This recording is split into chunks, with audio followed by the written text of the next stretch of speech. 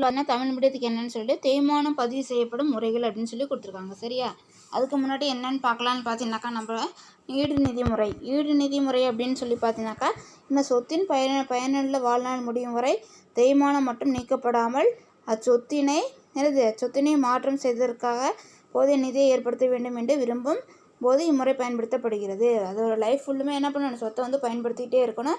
ஆனால் அதுக்கு வந்து தேய்மானம் வந்து கணக்கிடக்கூடாதுன்னு சொல்லி நினைக்கும் போது என்ன பண்ணுறோன்னு சொல்லி பார்த்தீங்கன்னா இந்த முறையை வந்து பின்பற்றோம் அப்படிங்கிறாங்க. இம்முறையில் தேய்மான தொகையானது தேய்மான நிதி கணக்கிற்கு மாற்றப்பட்டு நிறுவனத்திற்கு வெளியே முதலீடு செய்யப்படுகிறது. சரியா, தேய்மான தொகையை என்ன பண்ணுறாங்க, தேய்மான தொகையை தேய்மான கணக்குக்கு வந்து மாற்றிட்டு அதை வந்து என்ன பண்ணுறாங்கன்னு சொல்லி பார்த்தீங்கன்னாக்கா, அதை வந்து என்ன பண்ணுறாங்க, அந்த அமௌண்ட்டை தேய்மான தொகையை வந்து என்ன பண்ணுறாங்க, எதில் வந்து மாற்றுறாங்க, அதை வந்து வெளியில் வந்து இன்வெஸ்ட்மெண்ட் வந்து பண்ணுறாங்க அப்படின்னு சொல்லி சொல்கிறாங்க. சரியா, வெளியில் வந்து என்ன பண்ணுறாங்க, இன்வெஸ்ட்மெண்ட் வந்து பண்ணுறாங்க. அந்த தொகையை வந்து வெளியில் வந்து என்ன பண்ணுறாங்க, இன்வெஸ்ட்மெண்ட் வந்து பண்ணுறாங்க. சரியா, அதே மாதிரி பார்த்தீங்கன்னாக்கா நெக்ஸ்ட் என்னன்னு சொல்லிட்டு இதில் இந்த முறையில் வந்துட்டு என்ன சொல்கிறாங்க, ஒரு குறிப்பிட்ட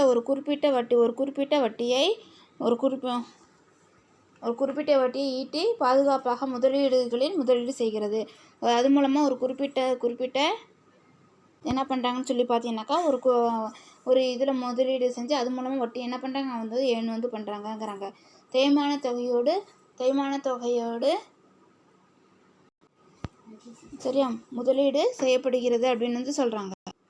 இதில் வந்து என்ன பண்ணுறாங்கன்னு சொல்லி பார்த்தீங்கன்னா, ஒரு குறிப்பிட்ட இதில் என்ன பண்ணுறாங்க, அதை வந்து முதலீடு வந்து பண்ணுறாங்க. ஒரு குறிப்பிட்ட வட்டியை ஈட்டி பாதுகாப்பான முதலீடு செய்கிறது.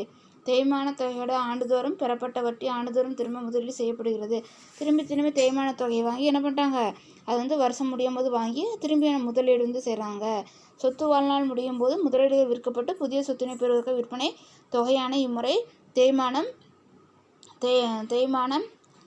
சொத்தின் வாழ்நாள் முடியும் போது முதலீடு விற்கப்பட்டு புதிய சொத்தினை பெறும் விற்பனை தொகையாக பயன்படுத்தப்படுகிறது. சரி, அந்த தொகையை வந்து என்ன பண்ணிக்கிறாங்க, அந்த சொத்தோட வாழ்நாள் வந்து முடியும் போது முதலீடு விற்று அது மூலமாக என்ன பண்ணிக்கிறாங்கன்னு சொல்லி பார்த்தீங்கன்னாக்கா, ஒரு புதிய சொத்தை வந்து வாங்குறாங்க அப்படின்னு வந்து சொல்கிறாங்க. சரியா, அதே மாதிரி பார்த்தீங்கன்னாக்கா என்னன்னு சொல்லிட்டு இதில் வந்துட்டு உயர்ந்த மதிப்புள்ள சொத்துக்கள் இம்மாதிரி பொருத்தமாக உள்ளது. சரியா, உயர்ந்த மதிப்புள்ள பொருட்களுக்கு இது வந்து சூட்டபுளாக வந்து இருக்கும் அப்படிங்கிறாங்க. சரியா, உயர்ந்த மதிப்புள்ள சொத்துக்களும் இம்முறை பொருத்தமாக உள்ளது.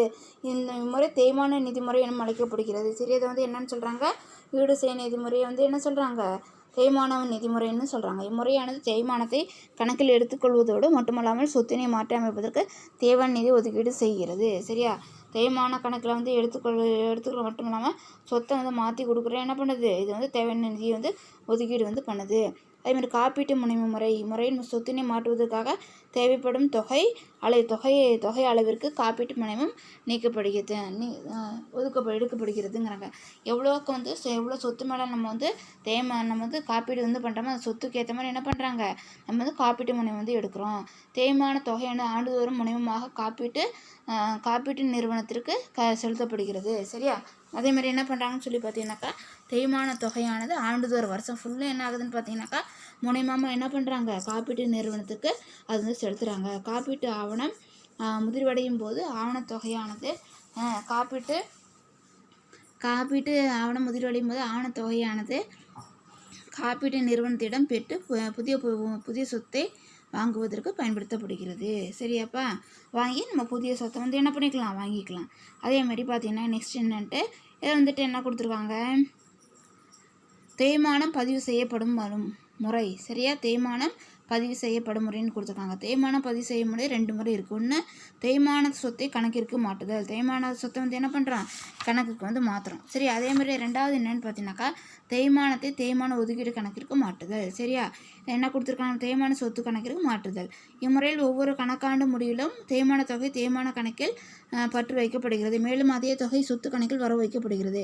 ஆகையால் இருப்புநிலை குறிப்பில் சொத்தின் மதிப்பிலிருந்து தேய்மானம் நீக்கப்பட்ட பிறகு காண்பிக்கப்படுகிறது. சரியா, இருப்புநிலை குறிப்பில் சொத்துக்கள்லேருந்து கழித்து அதுக்கப்புறம் என்ன பண்ணுறாங்க, தேய்மானத்தை வந்து காட்டுறாங்க. சரியா, அதே மாதிரி நெக்ஸ்ட் என்னன்னு சொல்லி பார்த்தீங்கன்னாக்கா, தேய்மானம் என்பது ஒரு வருவாய் செலவின கணக்கு கருதப்பட்டு லாப நட்டக்கணக்கு மாற்றப்படுகிறது. அதே மாதிரி தேய்மானத்தை என்னென்னு நினச்சி, வருவாய் செலவினம். சரியா, வருவாய் செலவினமாக நம்ம வந்து நினச்சிட்டு டெப்ரிசியேஷனுங்கிறது ரெவன்யூ. சரியா, ரெவன்யூ அதேமாதிரி பார்த்தீங்கன்னாக்கா என்ன பண்ணுறாங்கன்னு சொல்லி பார்த்துட்டு இருப்பினும் இருக்கிற குறிப்பிலேருந்து நம்ம தேய்மானம் கழிச்சு காட்டுறாங்க. அப்போ தேய்மானங்கிறது ஒரு வருவாய் செலவின கணக்கு. அதை லாப நட்ட கணக்கில் என்ன பண்ணுறாங்க, அதை மாற்றுறாங்க. அதே மாதிரி என்ட்ரி கொடுத்துருக்காங்க பாருங்கள். இதுக்கு சொத்தை வாங்கும்போது தேய்மானம் மற்றும் அது தொடர்பான நடவடிக்கைகள் கீழ்கண்ட குறிப்பீட்டு பதிவுகள் செய்யப்பட வேண்டும். சொத்து வாங்கும்போது சொத்து கணக்கு பட்டு வங்கி கணக்கு வரவு. சரியா, சொத்து நம்மளுக்கு உள்ளே வரதுனால பட்டு வச்சுக்கிறோம். அதே வங்கியில் பணம் செலுத்துறதுனால வங்கி கணக்கு வர வச்சுக்கிறோம். ஆண்டு இறுதியில் தேய்மானத்திற்கான பதிவு செய்யும் போது தேய்மான கணக்கு பட்டு சொத்து கணக்கு என்னது வரவு. சரியா, அப்போ அடுத்தது 3 தேய்மான கணக்கின் முடிவு கொண்டு வர லாப நட்ட கணக்கு பட்டு தேய்மான கணக்கு வரவு. சொத்தை விற்பனை செய்யும் போதுன்னு பார்த்தீங்கன்னா வங்கி கணக்கு பட்டு என்னது லாப நட்ட கணக்கு வரவு. லாப நட்ட கணக்கு பட்டு சொத்து கணக்கு வரவு. குறிப்பு பார்த்தீங்கன்னா சொத்தின் விற்பனை என்பது லாபம் கிடைக்கப்பட்டால் லாப நட்ட கணக்கில் வரவு வைக்கப்படுகிறது. சரியா, சொத்து வித்துட்டோனாக்கா அதில் லாபம் வந்துச்சுன்னா லாப நட்ட கணக்கில் வரவு வச்சுருவோம். அதே மாதிரி நெக்ஸ்ட்டு பார்த்தீங்கன்னாக்கா என்னென்னு சொல்லிட்டு இதில் உங்களுக்கு தெரியுமா பாருங்கள். தேய்மான ஒதுக்கு என கணக்கு ஏற்படுத்தும் போது ஒதுக்கு கணக்கு ஏற்படுத்தப்படுகிறது.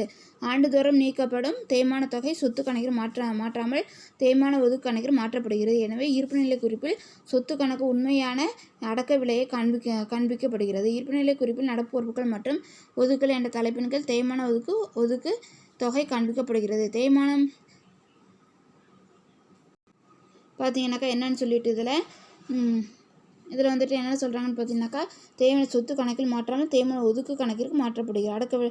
ஒதுக்கு கணக்கு மாற்றப்படுகிறது. எனவே இருப்புநிலை குறிப்பில் சொத்து கணக்கு உண்மையான அடக்க விலையில் காண்பிக்கப்படுகிறது. சரியா, இருப்புநிலை குறிப்பில் சொத்து கணக்கு உண்மையான அடக்க விலையில் என்ன பண்ணுறாங்க, அதை காமிக்கிறாங்க. இருப்புநிலை குறிப்பில் நடப்பு பொறுப்புகள் மற்றும் ஒதுக்குகள் என்ற தலைப்பின் கீழ் தேய்மான ஒதுக்கு தொகை காண்பிக்கப்படுகிறது அப்படிங்கிறாங்க. சரியா, தேய்மானம் பேரளவு கணக்கு என்பது ஒவ்வொரு ஆண்டும் அந்த ஆண்டில் லாப நட்ட கணக்கில் பற்று செய்து முடிகிறது. தேய்மானம்ங்கிறது என்னது, பேரளவு கணக்கு, அது வருவாய் செலவு. சரியா, அதனால என்னது அது பேரளவு கணக்கு. பேரளவு கணக்கு சூத்திரம் என்னன்னு சொல்லி பார்த்தீங்கன்னாக்கா என்ன பண்ண செலவுகளையும் என்னது நட்டங்களையும் பற்றுவை வருமான ஆதாயங்களையும் என்ன பண்ணணும் வர வைக்கணும். சரியா, அதான் சொல்கிறாங்க. அதே உதாரணம் பார்த்தீங்கன்னாக்கா என்னன்னு சொல்லிட்டு இதெல்லாம் கொடுத்துருக்காங்க. பொறி வகை மற்றும் இயந்திரத்தின் அடக்கவிலை என்னது 10,000, தேய்மானம் 1000. முதல் முறை இது ஃபஸ்ட்டு முறை. தேய்மான ஒதுக்கு கணக்கு உருவாக்காத போது இருப்புநிலை குறிப்பில் சொத்துக்கள் பக்கம் பொறி வகை இயந்திரத்துலேருந்து 10,000 கழிக்க தேய்மானத்தை 1000 கழிச்சா நம்மளுக்கு என்ன 9,000. அதேமாதிரி 2வது முறையில் பார்த்தீங்கன்னா பொறி வகை இயந்திரம் 10,000. அதேமாதிரி இங்கே கொடுத்துருக்காங்க தேய்மான ஒதுக்கு ரெண்டே என்ன பண்ணிட்டாங்க அதில் கொடுத்துட்டாங்க. தேய்மான ஒதுக்கு முறையில் குறிப்பிட்ட கீழ்கண்ட பதிவுகள் செய்யப்படுகிறது. சரியா, ஒதுக்கு முறையில் அதில் பார்த்தீங்கன்னா சொத்து வாங்கும்போது என்ன கொடுத்துருக்காங்க, சொத்து கணக்கப்பட்டு வங்கி கணக்கு வரவு. நம்ம ஆண்டு இறுதியில் தேய்மானம் ஒதுக்கப்படும் போது தேய்மான கணக்கப்பட்டு ஒதுக்கு கணக்கு என்னது வரவு.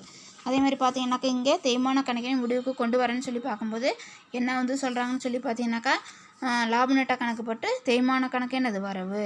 சரியா, தேய்மான கணக்கு வரவு. சொத்து விற்கப்படும் போது அப்படின்னா சொத்து விற்பனை செய்யும் போது கூடியுள்ள தேய்மானத்தை சொத்து கணக்கு மாற்ற. அப்போ என்ன தேய்மான ஒதுக்கு கணக்கு பற்று சொத்து கணக்கு என்னது வரவு. குறிப்பு பாருங்கள். இந்த குறிப்பேட்டு பதிவிற்கு பிறகு சொத்தானது விற்பனை நாள் வரை கூடியுள்ள தேய்மான தொகை குறிப்பிட்ட சொத்திலிருந்து குறைத்து காட்டப்படுகிறது. அது சொத்து கணக்கு ஏட்டு மதிப்பில் காண்பிக்கப்படுகிறது. ஏட்டு மதிப்பில் என்ன பண்ணுறாங்க, அதை காட்டுறாங்க. சொத்து விற்கப்படும் போது வங்கி கணக்கு பற்று என்ன கணக்கு, லாப நட்ட கணக்கு வரவு. லாப நட்ட கணக்கு பற்று சொத்து கணக்கு வரவு. குறிப்பு விற்பனை லாபத்தில் செய்யப்பட்டால் விற்பனை லாபத்திலிருந்து செஞ்சுருக்கோம். அப்போ என்ன பண்ணுவோம், லாப நட்ட கணக்கு வரவு வைக்கப்படும் அப்படிங்கிறாங்க. மாணவர் குறிப்பு பாருங்கள். மாணவர் குறிப்பில் என்ன கொடுத்துருக்காங்கன்னு பாருங்கள். மாணவர் குறிப்பு அனைத்து விற்பனை தொடர்பான நடவடிக்கைகள் சொத்து முடிப்பு கணக்கு என்று தற்காலிக கணக்கு மாற்றம் செய்து முடிக்கலாம்.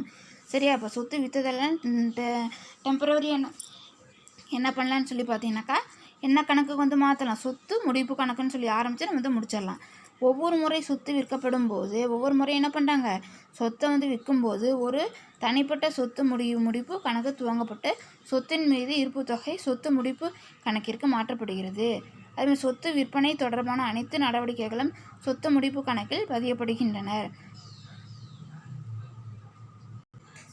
சரியா, சொத்து விற்பனை தொடர்பான அனைத்து நடவடிக்கைகளும் சொத்து முடிப்பு கணக்கில் பதியப்படுகின்றன.